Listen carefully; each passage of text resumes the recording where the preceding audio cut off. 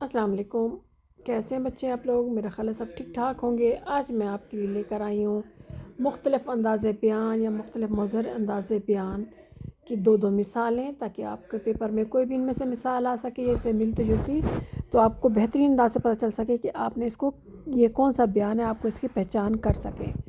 تو سب سے پہلے بیان آتا ہے ادبی بیان۔ اگر تو تیرا قول صادق ہے تو شاید فائق ہے، ورنہ تھوک دینے کے لائق ہے۔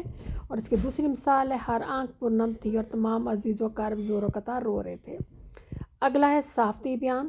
پاکستان کو 200 میگا واٹ بجلی کی کمی کا سامنا ہے۔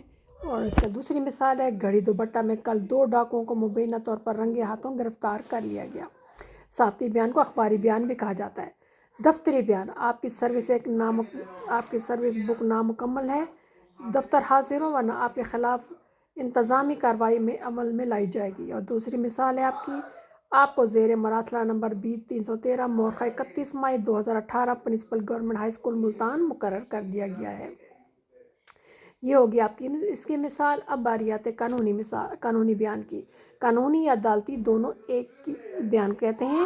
قرار دیا جاتا ہے کہ فلاں ابن فلاں تعزیرات پاکستان دفعہ فلاں کے تحت فلاں جرم کا مرتکب ہوا ہے۔ اور اگلی مثال ہے: میں مسمی اصغر خان ولد اکبر خان ساکن باغ آزاد کشمیر روبروئے گواہان کا اقرار کرتا ہوں۔ اور آگے ہے سائنسی بیان۔ کمپیوٹر کا ہارڈ ویئر اس کا دماغ اور سافٹ ویئر اس کا ذہن ہے۔ اور اس کی دوسری مثال ہے کسی بھی 2 درجی مساوات کے حل کے لیے تکمیل مربع کا طریقہ استعمال کیا جا سکتا ہے۔